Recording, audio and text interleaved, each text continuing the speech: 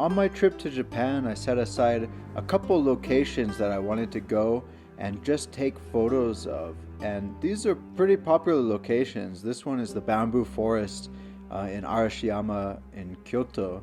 And it's super popular. Usually it's swarming with people. Everyone's taking pictures.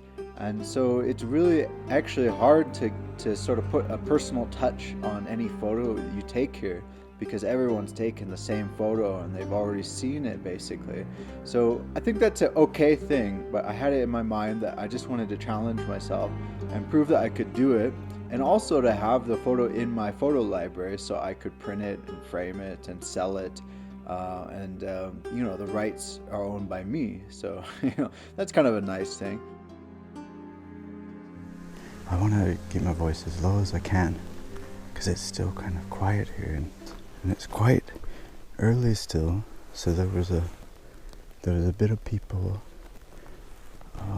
earlier, about half an hour earlier, getting shots of the shot that everyone gets. But it kind of thinned out after that, and it looks like there's a guy shooting a Mini Cooper product placement or something. But anyway, other than that, and people just passing through, it's been pretty peaceful, so I've been pretty happy. Waking up early pays off. Yeah, so this is a tricky shot. So it's something that really requires HDR, legitimate HDR purpose, because you have the bright lights, the white, and the dark blacks in the shade. Everything is in the shade here.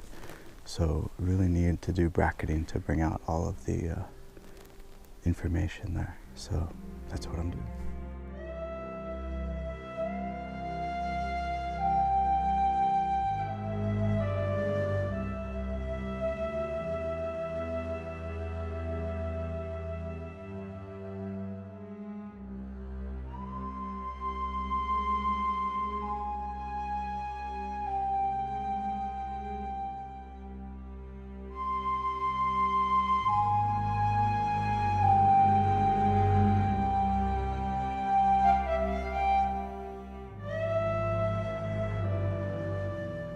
Well, Fushimi Inari is another really popular location, really beautiful, but if you're not careful, it's another one of these places where there can be just too many people, just overwhelming.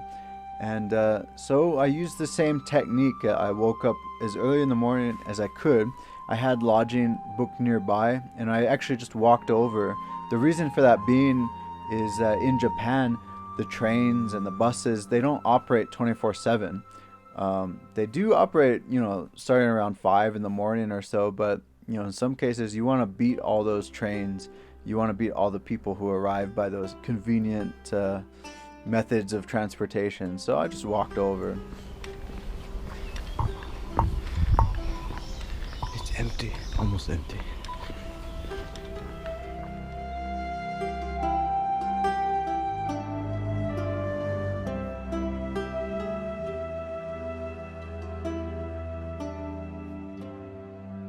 Yeah, this is another good place to set up. I got some good shots, and I didn't really have to rely on HDR and bracketing as much as I did in the bamboo forest, but just kind of as a safeguard, I think I did HDR anyway, just in case I messed up some exposure. But there's not like extreme light and dark, just like the bamboo forest, so that was a little easier to deal with. Very sparse. Just a few people here and there. I was kind of surprised. There were a few more than I expected, but it was right when I arrived there, it was just pretty deserted.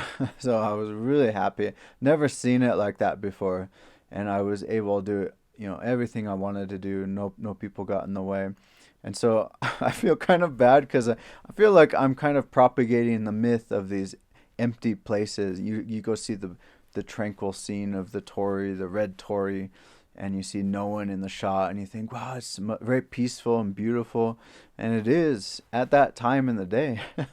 So that's the nice thing about this location, Fushimi Inari, and also the bamboo forest. They're open 24/7 actually, so you can go there any time of the day. You can go there in the middle of the night if you're jet lagged, and have a nice peaceful stroll through there. Although Fushimi Inari at night looks kind of creepy to me, but it might be pretty peaceful.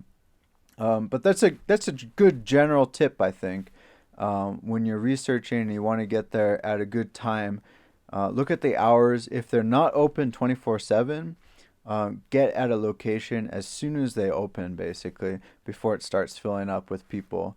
Because right when it opens, there may be people waiting if it's a popular location, but there's not going to be the amount of people there are later on, because it takes a while for people to gather and to filter in, basically. So that's a good general tip for that, I think, for popular locations. And another good tip for these shots, for the bamboo forest and also for Fushimi Inari, I used a tripod. So it's good to pack a travel tripod. And the reason for that being is your camera is actually perfectly able to shoot the photo with no tripod, and you can get a decent shot. But one thing is your ISO is going to be a bit higher, and maybe your photo might be a bit noisier if you want to print it out. And yeah, in the case you want to print it out or have nice copies of it that aren't so noisy, you can shoot at ISO 100 on a tripod, no problem. So you have more control over that. I'd recommend that if you're interested in making prints of any of your photos.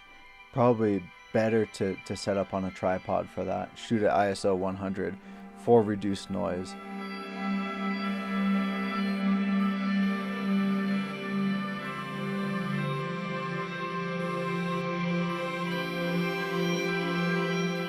Well, that's it for the Japan video. This was actually part 2, so if you missed part 1, no worries. Just watch it out of order. I linked to part 1 in the description, so just click on it there. And well, thanks for making it this far to the end of the video, and I hope you got some good ideas, good tips. Hopefully it was useful for you.